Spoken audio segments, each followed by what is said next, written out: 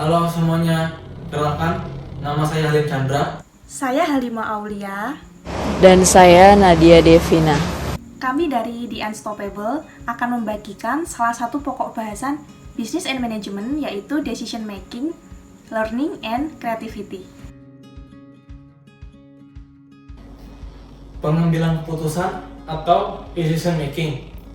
Dalam kehidupan sehari-hari, kita seringkali menjumpai berbagai masalah di mana membuat kita itu untuk mengambil tindakan seperti mengambil keputusan yang terbaik dalam menghadapi masalah tersebut. Pertama-tama, decision making atau membuat keputusan itu apa sih pengertiannya? Yaitu proses di mana manajer merespon peluang dan ancaman yang menghadang mereka dengan menganalisis opsi dan membuat keputusan tentang tujuan organisasi tertentu dan tindakan yang diambil. Di dalam decision making itu ada jenis-jenis keputusannya itu ada 4. Yang pertama itu keputusan yang diprogram atau program decision. Apa sih program decision itu? Yaitu merupakan keputusan yang bersifat rutin dan berulang-ulang. Dibuat itu berdasarkan kebiasaan. Biasanya keputusan ini tuh dibuat berkali-kali di masa lalu, sehingga manajer telah mengembangkan aturan atau pedoman untuk diterapkan ketika situasi tertentu ini pasti akan terjadi. Contohnya itu pada saat ini keputusan memesan kembali kertas dan perlengkapan kantor lainnya saat persediaan menurun. Keputusan yang kedua yaitu keputusan non-program atau non-program decision. Keputusan ini dibuat sebagai tanggapan terhadap peluang dan ancaman yang tidak biasa atau baru atau disebut dengan unik. Hal ini terjadi ketika tidak ada keputusan yang siap dibuat yang dapat diterapkan manajer. Contohnya itu kita berinvestasi di teknologi yang baru, terus juga kita masuk ke pasar-pasar yang baru, dan juga kita membuat bisnis startup yang baru. Karena permasalahan yang belum pernah terjadi sebelumnya, maka pengambilan keputusan yang tidak terprogram ini menggunakan intuisi dan reason judgment atau pertimbangan yang beralasan. Jadi keputusan yang diprogram dan non-program itu sangat berbeda. Keputusan yang diprogram itu sudah ada prosedurnya gitu, yang kita bisa langsung ambil keputusannya. Sedangkan kalau yang non-program itu kita harus mengambil alternatifnya lain lagi, atau kita membuat pilihan itu secara dengan intuisi atau pertimbangan. Yang keputusan yang ketiga yaitu classical model. Classical model ini merupakan pengambilan keputusan preskriptif yang mengasumsikan pembuat keputusan dapat mengidentifikasi dan mengevaluasi semua alternatif yang mungkin dan konsekuensinya, dan secara rasional memilih tindakan yang paling tepat. Dan jenis keputusan yang keempat yaitu administrasi model. Administratif model ini merupakan suatu pendekatan untuk pengambilan keputusan yang menjelaskan mengapa pengambilan keputusan pada dasarnya tidak pasti dan beresiko.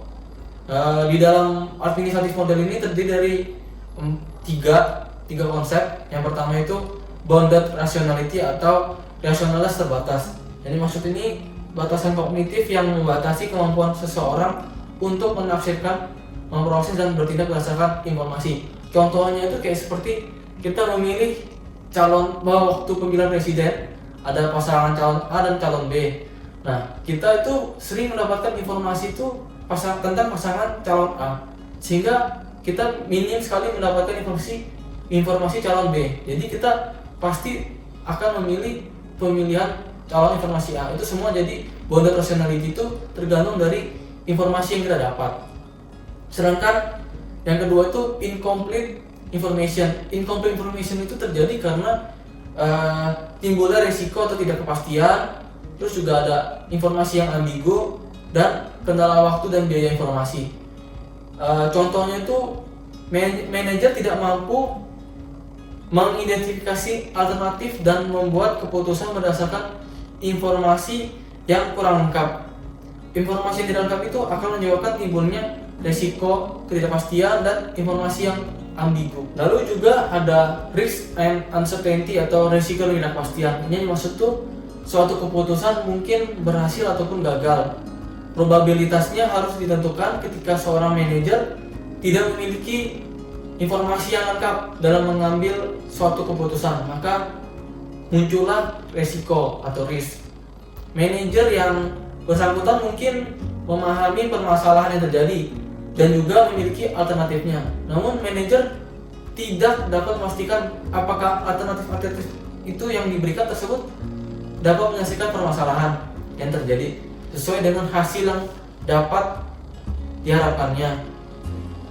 Dalam situasi risiko ini, manajer harus menentukan probabilitas yang terkait dengan setiap alternatif atas dasar informasi tersedia dan juga berdasarkan pengalaman. Lalu juga ada ambigu information. Itu merupakan informasi yang dapat ditafsirkan dengan pemaknaan yang berbeda-beda, tergantung dari siapa yang menilai informasi tersebut dan seringkali biasanya sering bertentangan. Lalu juga ada time constraint and information cost atau kendala waktu dan biaya informasi.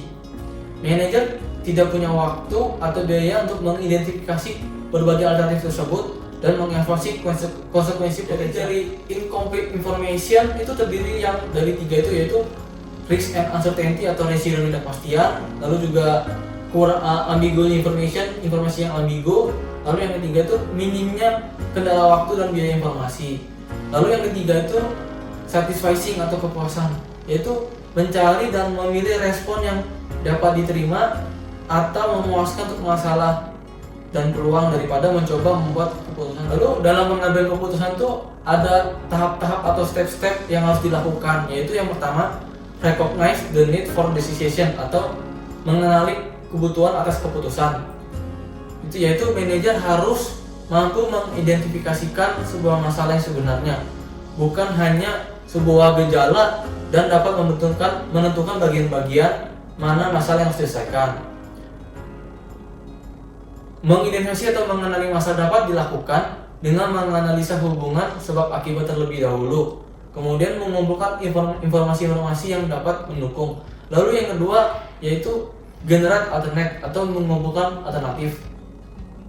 Setelah mengetahui titik permasalahan dan menganalisanya, manajer dituntut untuk dapat memetakan alternatif-alternatif yang ada dalam menanggapi peluang atau ancaman dari masalah tersebut. Jadi dari setelah kita mengenali kebutuhan keputusan itu, kita harus mengumpul alternatif apa saja. Jadi kita membuat itu tidak cuma hanya satu jawaban aja. Jadi kita membuat berbagai macam alternatif. Yang ketiga, menilai sebuah alternatif. Kita setelah kita mengumpulkan semua alternatif yang ada, manajer selanjutnya dapat mengevaluasi kelebihan dan kekurangan dari masing-masing alternatif. Kunci dalam menentukan mana yang alternatif yang terbaik adalah dengan mengelompokkan peluang serta ancaman yang berpotensi untuk timbul jika dipilih. Ada 4 kriteria yang dapat digunakan untuk mengevaluasi kelebihan dan kekurangan dari alternatif-alternatif yang ada. Yang pertama itu yaitu legalitas. Legalitas itu yaitu apakah alternatif ini tersebut memiliki potensi melanggar suatu hukum dalam negeri internasional, adat, atau yang kedua itu etikal. Itu harus dipastikan bahwa alternatif tersebut etis dan tidak melanggar kepentingan salah satu orang di dalam perusahaan itu. Terus juga economic feasibility atau kelayakan ekonomi. Harus dipastikan apakah alternatif yang kita pilih ini layak secara ekonomi perusahaan atau enggak. Praktikali atau kepraktisan. Manajer harus memutuskan apakah mereka memiliki kemampuan dan sumber daya diperlukan untuk mengimplementasikan alternatif tersebut, dan mereka harus yakin alternatif tidak akan mengancam pencapaian tujuan organisasi lainnya. Terus yang keempat, setelah kita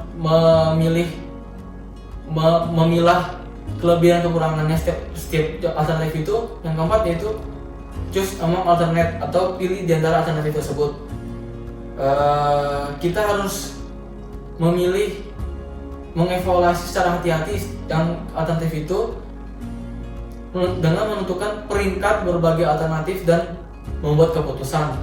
Ketika menentukan peringkat alternatif, manajer harus yakin semua informasi yang tersedia itu dibawa untuk menanggung masalah atau masalah yang dihadapi. Terus yang kelima itu yaitu terapkan alternatif yang dipilih. Setelah kita memilih alternatif itu kita harus terapkan alternatif tersebut, yaitu manajer harus segera menyiapkan rencana, anggaran, schedule kegiatan, alokasi SDM, tanggung jawab dan tugas-tugas yang berkaitan. Itu learn from feedback.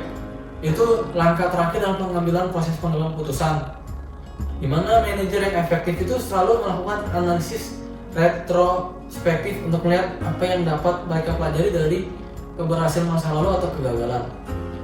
Untuk menghindari masalah ini, manajer harus membuat prosedur formal yang dapat mereka pelajari dari hasil keputusan masa lalu. Prosedur ini harus mencakup ada 3 langkah-langkah. Yang pertama itu bandingkan apa yang sebenarnya terjadi dengan apa yang diharapkan terjadi sebagai akibat dari keputusan tersebut. Lalu yang kedua itu mengeksplorasi mengapa harapan untuk keputusan itu tidak terjadi. Yang ketiga, mendapatkan pedoman yang akan membantu dalam pengambilan keputusan di masa depan. Dalam pengambilan keputusan, cenderung menggunakan heuristik. Di tengah penggunaannya, terkadang menyebabkan beberapa kesalahan sistematis.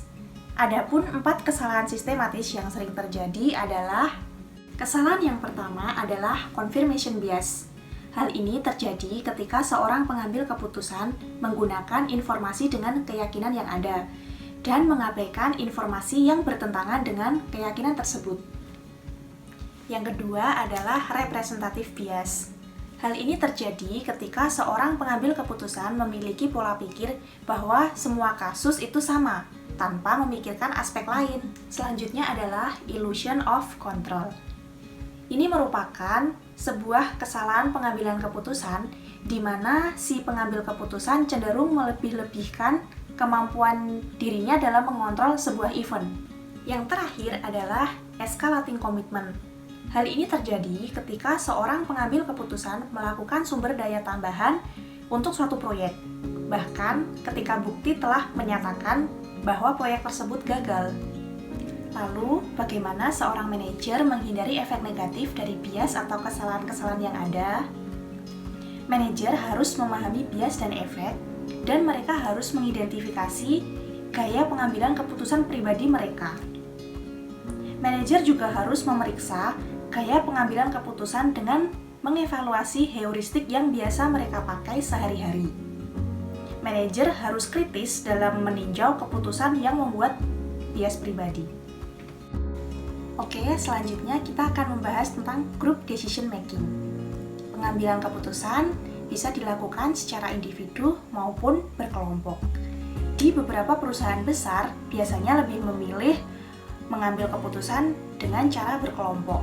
Pengambilan keputusan secara berkelompok dianggap lebih unggul karena akan menghasilkan ide-ide yang mungkin belum terpikirkan oleh para anggota. Selain itu, manajer juga mampu memanfaatkan berbagai skill, kompetensi, dan latar belakang pengetahuan yang dimiliki oleh anggota kelompok. Dengan demikian, akan menghasilkan alternatif-alternatif keputusan yang layak dan tentunya akan lebih baik. Pengambilan keputusan kelompok juga memungkinkan seorang manajer untuk memproses lebih banyak informasi dan untuk saling memperbaiki kesalahan satu sama lain antar anggota. Namun, selain memiliki kelebihan, pengambilan keputusan secara berkelompok juga tidak lepas dari beberapa kelemahan. Kelompok seringkali memakan waktu lebih lama daripada individu dalam membuat keputusan. Selain itu, sama seperti pengambilan keputusan secara individu, walaupun sangat kecil kemungkinannya, akan tetapi pengambilan keputusan secara berkelompok juga tetap bisa dirusak oleh bias. Sumber utama bias dalam hal ini adalah groupthink. Apa itu groupthink? Groupthink merupakan keadaan ketika sebuah kelompok membuat keputusan irasional atau menolak opini publik yang sudah nyata buktinya, bahkan seringkali menolak data yang akurat. Ada 2 teknik yang dikenal bisa menetralkan keadaan groupthink, yaitu devil advocacy dan dialectic inquiry. Devil advocacy adalah analisis kritis terhadap alternatif yang disukai untuk memastikan kelebihan atau kelemahannya sebelum diterapkan. Tujuannya adalah untuk mengidentifikasi semua alasan yang mungkin membuat alternatif yang disukai tidak dapat diterima. Dengan cara ini, para pengambil keputusan dibuat sadar akan kemungkinan kelemahan dari tindakan yang direkomendasikan oleh grup think. Dialectic inquiry terjadi ketika dua kelompok manajer ditugaskan untuk suatu masalah, dan masing-masing kelompok bertanggung jawab untuk mengevaluasi alternatif dan memilih salah satunya. Top manager mendengarkan masing-masing kelompok mempresentasikan alternatif pilihannya, dan kemudian masing-masing kelompok mengkritik posisi pihak lain. Selama kegiatan ini, top manager menantang posisi kedua kelompok untuk mengungkap potensi masalah dan bahaya yang terkait dengan solusi mereka. Tujuannya adalah untuk menemukan tindakan alternatif yang lebih baik bagi organisasi untuk diadopsi. Selanjutnya saya akan membahas mengenai organizational learning dan creativity. Bagaimana manajer dapat menggunakan mereka untuk beradaptasi, memodifikasi, dan mengubah lingkungan komunitas sehingga mereka dapat terus meningkatkan kinerja organisasi. Pembelajaran organisasi. Pembelajaran organisasi adalah proses yang digunakan manajer untuk meningkatkan keinginan dan kemampuan karyawan untuk memahami dan mengelola organisasi dan bergerak, sehingga karyawan dapat membuat keputusan secara terus-menerus dalam meningkatkan efektivitas perusahaan. Nah, dengan bantuan organisasi pembelajaran, di mana organisasi ini membantu manajer melakukan segala hal yang mungkin untuk memaksimalkan kemampuan individu dan kelompok untuk berpikir dan berperilaku kreatif sehingga dapat memaksimalkan potensi pembelajaran organisasi. Inti dari pembelajaran organisasi adalah kreativitas, kemampuan membuat keputusan untuk menemukan ide-ide cemerlang yang mengarah pada tindakan alternatif yang layak. Ahli teori pembelajaran mengidentifikasi 5 prinsip untuk menciptakan organisasi pembelajaran. Yang pertama, agar pembelajaran organisasi terjadi, manajer harus memungkinkan setiap orang dalam organisasi untuk mengembangkan karyanya masing-masing. Manajer harus memberdayakan karyawan untuk bereksperimen, membuat dan mengeksplorasi apa yang mereka inginkan. Yang kedua, sebagai bagian dari pencapaian kalian masing-masing, organisasi perlu mendorong karyawan untuk mengembangkan dan menggunakan model pelayanan atau cara berpikir cermat yang menarik mereka untuk menemukan cara baru atau melakukan tugas jadi lebih baik, sehingga untuk memperdalam pemahaman mereka tentang apa yang mempengaruhi dalam suatu aktivitas. Manajer harus mendorong karyawan untuk mengembangkan selera untuk bereksperimen dan mengambil risiko. Yang ketiga, manajer harus melakukan apa saja yang mempromosikan kreativitas kelompok. Pembelajaran tim lebih penting daripada pembelajaran individu dalam meningkatkan pembelajaran organisasi. Yang keempat, manajer harus menekankan pentingnya membangun visi bersama. Model mental umum yang digunakan semua anggota organisasi dalam menghadapi masalah. Yang kelima, manajer harus mendorong pemikiran sistem. Misalnya, akan sedikit manfaatnya menciptakan tim untuk memfasilitasi pembelajaran tim jika manajer tidak juga karyawan kebebasan untuk mengembangkan karya masing-masing. Selanjutnya saya akan membahas mengenai meningkatkan kreativitas individu. Penelitian menunjukkan bahwa apabila suatu kondisi terpenuhi, manajer lebih cenderung kreatif.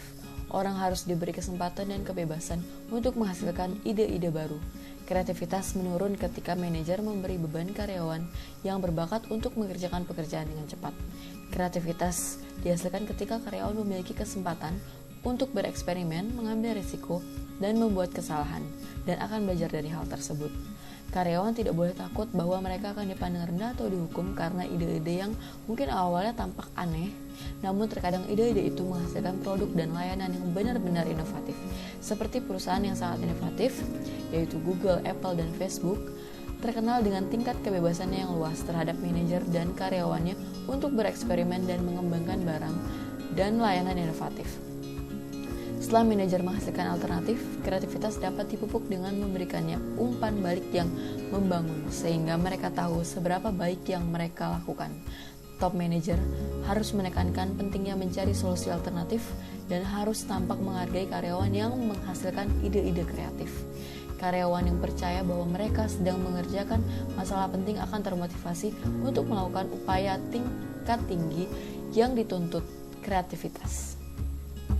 Orang-orang kreatif suka untuk menerima pujian dari orang lain, dan organisasi inovatif memiliki banyak jenis acara dan penghargaan untuk mengenali karyawan kreatif. Karyawan yang berbakat sering berada dalam posisi yang baik untuk menghasilkan ide-ide kreatif, tetapi enggan untuk berbicara atau berbagi ide-ide mereka. Untuk mendorong karyawan yang berbakat untuk datang dengan ide-ide kreatif dan membagikannya, beberapa manajer telah menggunakan sistem kontes dan hadiah. Kontes dan penghargaan menandakan pentingnya memunculkan ide-ide kreatif dan mendorong karyawan untuk membagikannya. Berikutnya, meningkatkan kreativitas kelompok. Untuk mendorong kreativitas di tingkat kelompok, organisasi dapat menggunakan pemecahan masalah kelompok dengan menggunakan teknik yang meningkatkan ide-ide kreatif dan solusi inovatif. Teknik-teknik ini juga bisa mencegah pemikiran berkelompok dan membantu manajer untuk mengungkap bias. Terdapat 3 teknik pengambilan keputusan kelompok: brainstorming, teknik nominal group, dan teknik Delphi. Yang pertama adalah brainstorming.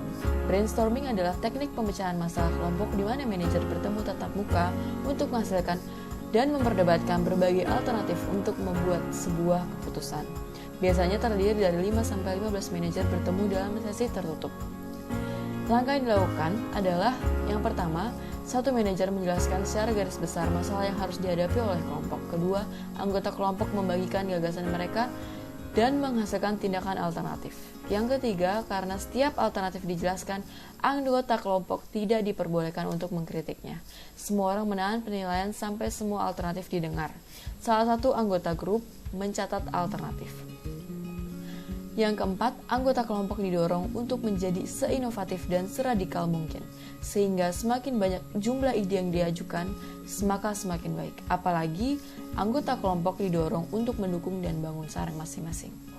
Yang kelima, ketika semua alternatif telah dihasilkan, anggota kelompok memperdebatkan pro dan kontra dari masing-masing dan mengembangkan daftar untuk alternatif terbaik.